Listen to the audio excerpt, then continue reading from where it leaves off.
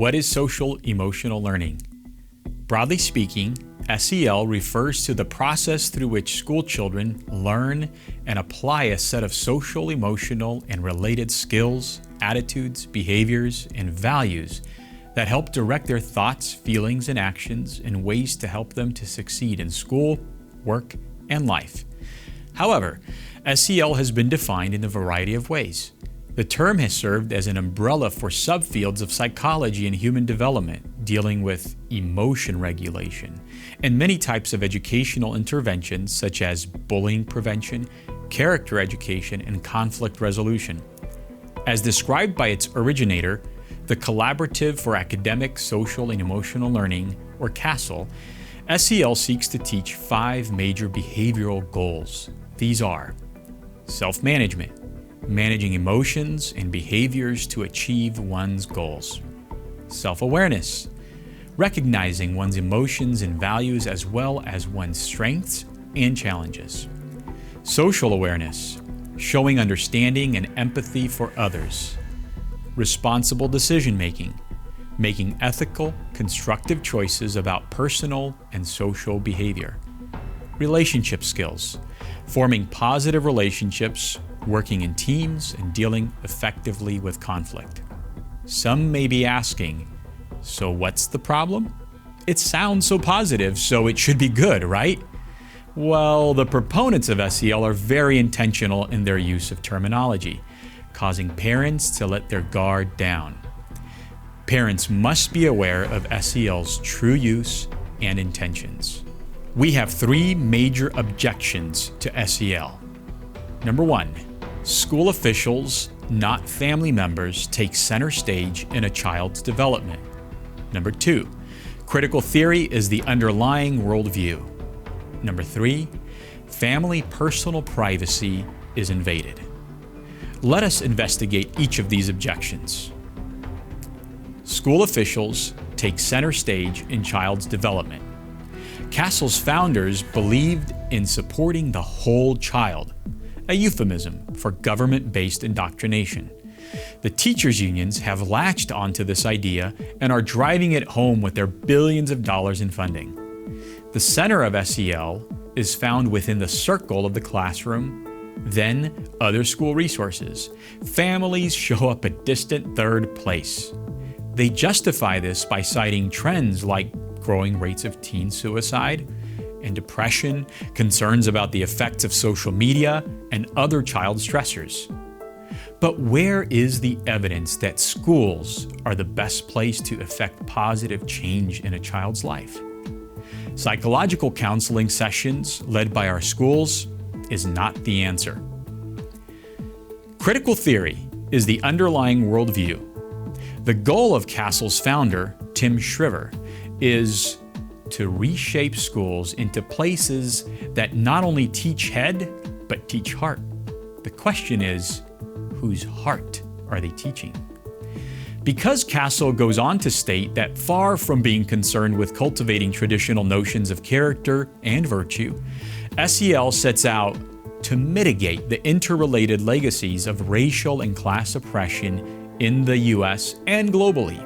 It seeks to critically examine root causes of inequity and develop justice-oriented global citizens. SEL programs are driven by woke ideology and ripe with social justice jargon.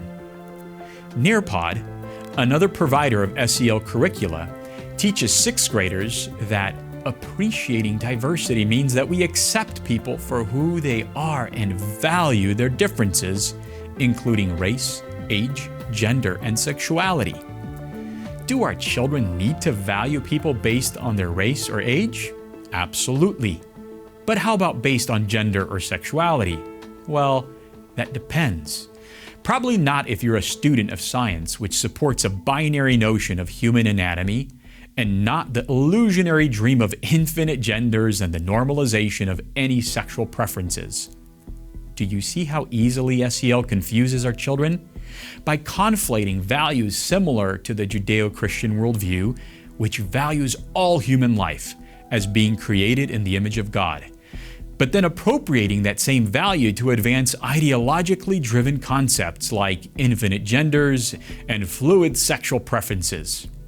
Not surprising, since underpinning SEL is a social theory known as critical theory that is rooted in Marxism. Family personal privacy is invaded. Under SEL, schools engage children in woke therapy sessions through topics like social awareness, self-management, and responsible decision-making. As SEL advocate Dina Simmons has put it, what's the point of teaching children about conflict resolution skills if you're not talking about the conflicts that exist because of racism or white supremacy? But SEL goes even further. It invades the recesses of a child's inner life and records what's discovered there through intimate surveys, family life assessments, and class exercises designed to achieve doctrinal assent to the ever-evolving demands of social justice. In the Nearpod example previously mentioned, students are asked at the end of the exercise to appreciate diversity with the following multiple choice question. How confident are you in your ability to appreciate diversity? A, very confident. B, somewhat confident. C, not at all confident.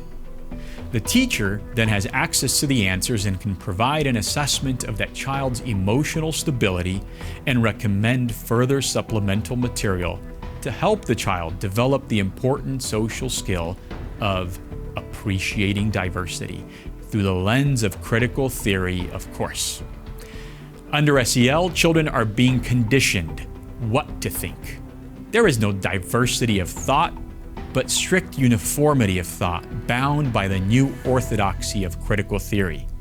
Worse, schools and supporting organizations catalog the answers to SEL-based questionnaires and surveys for future use, often without a parent's consent or knowledge. Our friends at the Family Research Council put it bluntly, and we agree with them. CASEL requires total compliance with its methods, with its content, and with its monopoly on how children are taught. It requires the monitoring and tracking of students' emotions. So, in the end, the SEL agenda enforces conformity. It invades privacy, and it undermines the influence of family and faith in a child's life.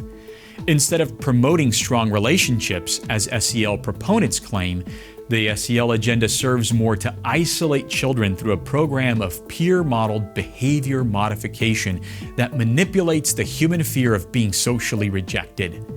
This sort of psychological manipulation is more aptly described as social-emotional programming.